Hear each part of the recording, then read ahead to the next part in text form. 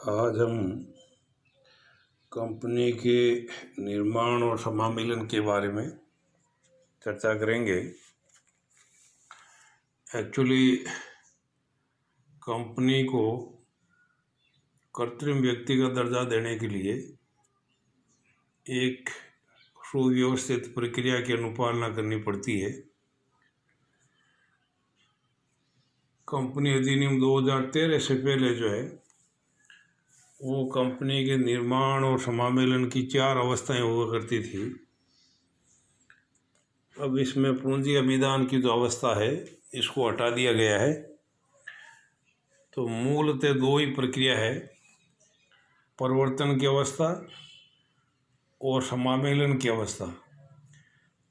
जैसे ही कंपनी का समामेलन होगा, पंजीयन होगा, उसी समय कंपनी अपना कारोबार करने की स्थिति में पहुंच जाएगी।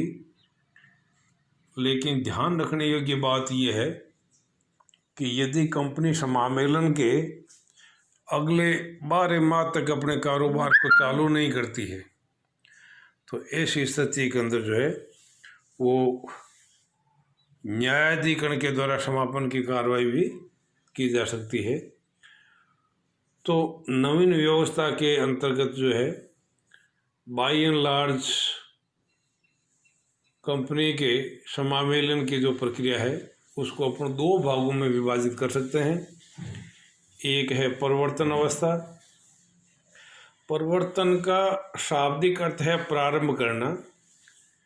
एक्चुअली जिन बहादुरों, जिन साहसियों या जिन युवाओं के मस्तिष्क के अंदर ये विचार आता है कि हमें किसी मोटिव को लेकर के और कंपनी के माध्यम से कोई कारोबार करना है, तो इस विचार की उत्पत्ति के साथ ही कंपनी के निर्माण की प्रक्रिया प्रारंभ हो जाती है। ये एक तरीके से कंपनी के निर्माण का बीजारोपण है।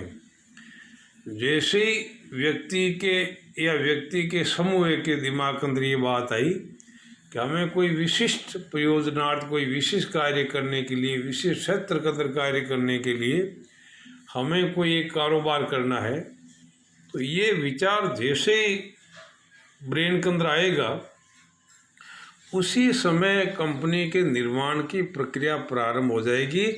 और ये प्रक्रिया तब तक चलती रहेगी, ये प्रक्रिया तब तक चलती रहेगी जब तक कि कंपनी का कृत्रिम व्यक्ति के रूप में समामेलन नहीं हो जाता। तब तक की जो प्रक्रिया है इसको अपन परिवर्तन की अवस्था के नाम से जानेंगे। यानी कंपनी के निर्माण के संबंध में किए जाने वाले प्रारंभिक कार्यों की संपूर्ण श्रृंखला को ही परिवर्तन की अवस्था कहा जाता है।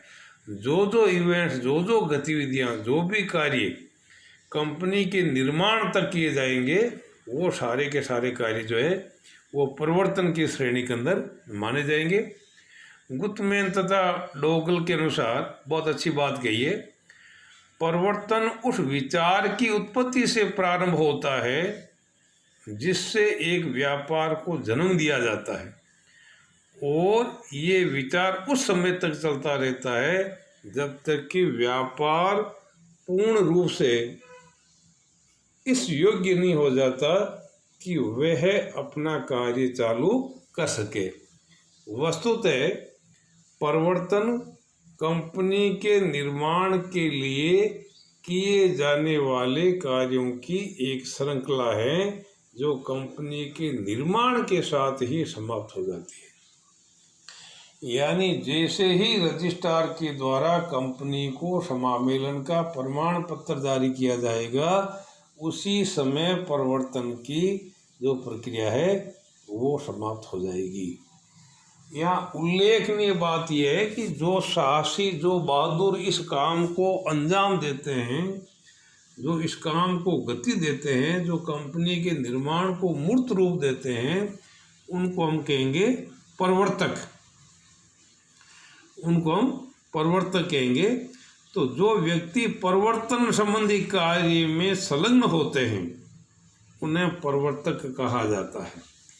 कंपनी अधिनियम 2013 की धारा 2 सबसेक्शन 69 के अनुसार प्रवर्तक से तात्पर्य उस व्यक्ति से है जो निम्नलिखित में से किसी भी एक शर्त को पूरा करते हैं, किसी भी एक शर्त को पूरा करते हैं। जैसे यदि किसी व्यक्ति का नाम परविवरण के अंदर प्रवर्तक के रूप में निर्दिष्ट किया गया हो तो उसकी भूमिका भी प्रवर्तक के रूप में आ जाएगी। यदि वार्षिक विवरणी के अंदर कहीं उस व्यक्ति की पहचान प्रवर्तक के रूप में की गई हो तब भी वो प्रवर्तक माना जाएगा। जिसका कंपनी के कारोबार पर प्रत्यक्ष या अप्रत्यक्ष रूप से नियंत्रण हो, चाहे वो अंशधारी के रूप में हो, चाहे वो निदेशक के रूप में हो या किसी अन्य भूमिका के अंदर हो, लेकिन विशेषज्ञ की हैसियत से नहीं होना चाहिए। एक्सपर्ट जो अपने राय लेते हैं, ओपिनियन लेते हैं, उनको अपन प्रवर्तक नहीं कह सकते। और लास्ट अपन कहते हैं कि जिनके परामर्श, निर्देश या अनुदेशों के अनुसार कंपनी का निदेशक मंडल, बोर्ड ऑफ डायरेक्टर्स अपने कार्य संचालित करते हो तो ऐसे व्यक्ति जो है अपन उनको प्रवर्तक की श्रेणी के अंदर मानेंगे। यानी यदि उसका नाम प्रोस्पेक्टस के अंदर कहीं प्रवर्तक के रूप में दिया गया है या जो एनुअल रिटर्न बढ़ते हैं उसमें कहीं प्रवर्तक की स्थिति बनी हुई है या जिसका कंपनी पर प्रत्यक्ष या अप्रत्यक्ष रूप से नियंत्रण है या संचालक मंडल जिनके निर्देश अनुसार काम करने के लिए बाध्य हैं तो उनको हम जो है वो प्रवर्तक के नाम से जाने जाएंगे। और परिवर्तन की जो प्रक्रिया है, जो काम है, जो प्रवर्तकों को करना है वो मोटे तौर पर अब कोई ज़्यादा दिक्कत नहीं है, क्योंकि प्रारंभिक चरण के अंदर ये कॉमन सेंस की बातें हैं कि भाई अपन कोई भी जब ये कंपनी के निर्माण का विचार अपने दिमाग के अंदर आएगा तो हमें आवश्यक संसाधन जुटाने पड़ेंगे, हमें पूंजी की व्यवस्था क्या क्या हो सकती है, किन किन व्यक्तियों के साथ में अपने को कारोबार करना है, कंपनी की प्रकृति क्या होगी, जितने भी प्रारंभिक अनुबंध है, प्रिलिमिनरी कॉन्ट्रैक्ट जिनको अपन कहते हैं, वो सारी गतिविधियां जो है वो परिवर्तन की अवस्था के अंदर सम्मिलित की जाएगी। तो by and large we can say the following activities will be done by the promoters.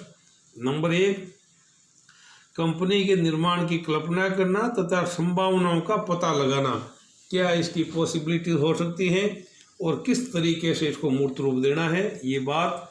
दूसरा, क्योंकि the formation of company does not based on the trial and error, it must be some sort of the basic research and investigation. हम जो काम करने जा रहे हैं वो तीर और तुक्के पर आधारित नहीं होने चाहिए, हमें सारी संभावना का पता लगाने के लिए जो है वो विस्तृत अनुसंधान करना पड़ेगा, जांच करनी पड़ेगी, तभी अपन उस काम को ठीक से गति दे पाएंगे। और जब ये जानकारी अपने को पता चल जाएगा तो तीसरा काम हमें करना है आवश्यक संसाधन जुटाना। फिर as per the requirement of the company, जो भी प्रिलिमिनरी कॉन्ट्रैक्ट है, प्रारंभिक अनुबंध है, वो अनुबंध भी हमें करने पड़ेंगे। वित्तीय नियोजन I have already told to you. कानूनी औपचारिकताओं की पूर्ति करना, there are so many documents that shall be prepared, वो हमें तैयार करने पड़ेंगे। तो वो सारे कागजात भी प्रवर्तकों को पूरे करने पड़ेंगे। फिर प्रारंभिक पूंजी के लिए अभिदान प्राप्त करना।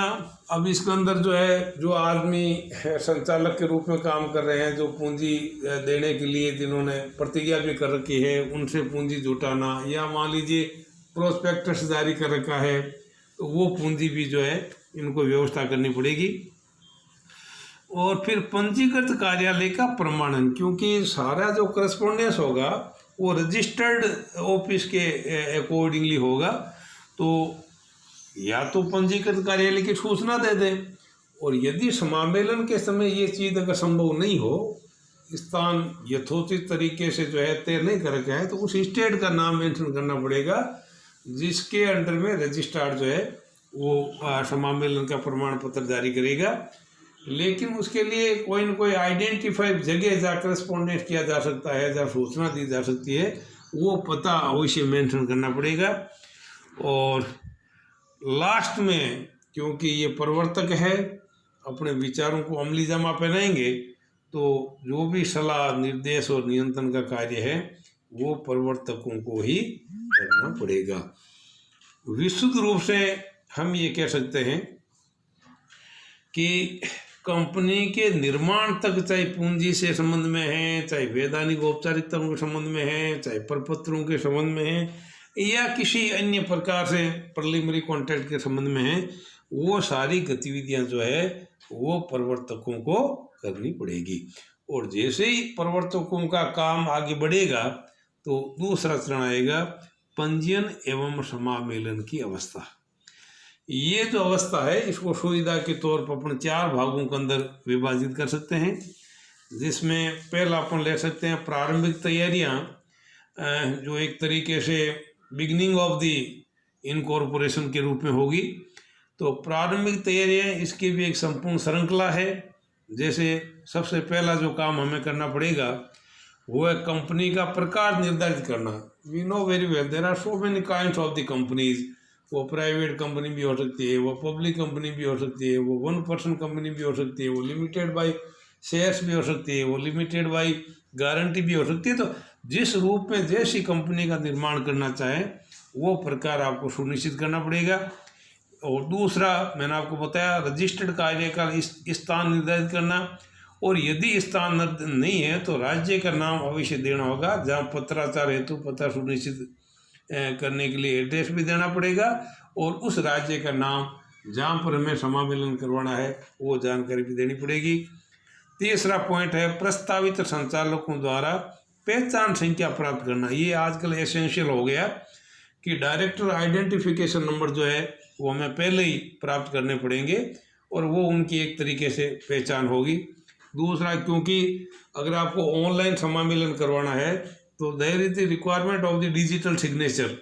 तो डिजिटल सिग्नेचर भी हमें प्राप्त करना पड़ेगा ताकि डॉक्यूमेंट्स के ऊपर जो है वो हस्ताक्षर किया जा सके। फिर कंपनी के नाम का चयन एवं आरक्षण करना। ध्यान करेंगे कि हमें कंपनी का कोई न कोई नाम रखना पड़ेगा। नाम की भी एक प्रक्रिया है, आगे चल कर के अपन देखेंगे पार्षद सीमानियम वाक्य के अंदर, कि नाम भी कोई रिजेंबलिंग या किसी तरह से दूसरों से मिलता जुलता या ऐसा कोई नाम नहीं होना चाहिए जिसमें किसी न किसी तरह से कोई वैधानिक रुकावट हो। तो हम क्या करते हैं, सुविधा के दृष्टिकोण से 6 नाम जो है वो रजिस्ट्रार को प्रस्तुत करते हैं, और रजिस्ट्रार उनमें से जो भी उपलब्ध नाम है उसकी वांछनीयता और उपलब्धता की जांच करके, और वो आपको अगले 3 दिनों के अंदर जो आपको नाम उपलब्ध करवा देगा, और ये नाम जो है वो अगले 60 दिनों तक आरक्षित रहेगा। आप अगले 60 दिनों तक जो निर्दिष्ट नाम है उसका आप उपयोग कर सकते हो।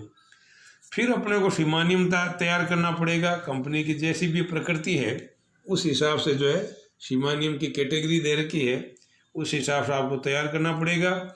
अंतर्नियम, ये 2 महत्वपूर्ण प्रलेख है, पार्षद सीमानियम और अंतर्नियम। सीमानियम तो एक तरह से कंपनी की सीमाएं तय करेगा, तो अंतर्नियम के अंदर कंपनी के जो भी लॉज एंड बायलॉज है, जिस तरीके से कंपनी की आंतरिक व्यवस्था संचालित होगी, तो वो भी ब्लैक एंड वाइट के अंदर आपको देना पड़ेगा। इसमें उल्लेखनीय बात यह है कि सार्वजनिक कंपनी के लिए अंतर्नियम बनाना आवश्यक नहीं है। अगर चाहें तो वो अनुसूची ए की जो टेबल ए है उसकी अनुपालना भी की जा सकती है, लेकिन निजी कंपनी किस तरीके से अपने कारोबार को संचालित करेगी ये बात जो है वो मेंशन करनी अनिवार्य है। इसलिए निजी कंपनी को जो है वो हर हालत में पार्षद अंतर्नियम प्रस्तुत करना पड़ेगा। फिर प्रलेखों को रजिस्ट्रार से जांच करवाना। होता है क्या कि कई बार अपन प्रपत्र प्रस्तुत कर देते हैं, लेकिन फिर उनमें से कोई टेक्निकल त्रुटि आ जाती है, या किसी तरह से विसंगति आ जाती है, या डॉक्यूमेंट्स एज पर नॉर्म्स अपन नहीं प्रस्तुत कर पाते हैं। तो इस झंझट से बचने के लिए अच्छा ये है कि ये डॉक्यूमेंट्स की पहले रजिस्ट्रार से जांच करवा लें ताकि किसी तरह से कोई दिक्कत नहीं आए। फिर हमें सीमानियम और अंतर्नियम का मुद्रण कराना, ये 3-3 प्रतियों के अंदर जो है ये कार्रवाई अपने को करनी पड़ेगी। मुद्रांक एज पर दी लॉ सीमानियम और अंतर्नियम के अंदर स्टाम्प भी लगाना पड़ेगा, हस्ताक्षर भी करने पड़ेंगे। फिर अभिदाताओं के हस्ताक्षर करवाना। जितने भी सब्सक्राइब्स बने हैं जो कंपनी को मूर्त रूप देने के लिए इच्छुक है, तैयार है, तत्पर है, उनके द्वारा हस्ताक्षर लेना और उन हस्ताक्षरों को साक्षी के द्वारा प्रमाणित कराना, ये भी अनिवार्य शर्त है। एक व्यक्ति कंपनी की दशा में नामांकित की सहमति प्राप्त करना। अगर मान लीजिए 1% कंपनी का समामेलन करवाने जा रहे हैं तो ये बहुत एसेंशियल बात है कि आप जिस व्यक्ति को नॉमिनेट करना चाहते हो उसकी लिखित में सहमति चाहिए। इसी तरीके से कानूनी अपेक्षाओं की पूर्ति संबंधी घोषणा प्राप्त करना कि जो कंपनी अधिनियम के अंदर तो निर्दिष्ट प्रावधान दे रखे हैं, इन प्रावधानों की हम अक्षरशः अनुपालना करेंगे। इस बात की सूचना जो है वो हमें देनी पड़ेगी। तो ये बात भी आप ध्यान रखेंगे। ये घोषणा भी जो है हाई कोर्ट या सुप्रीम कोर्ट के जज या जिनको प्लीडिंग का अधिकार है या सीएस है या सीए है ये या संचालक हैं जो अधिकृत है कंपनी की तरफ से, वो इस बात की घोषणा करेंगे। That's all.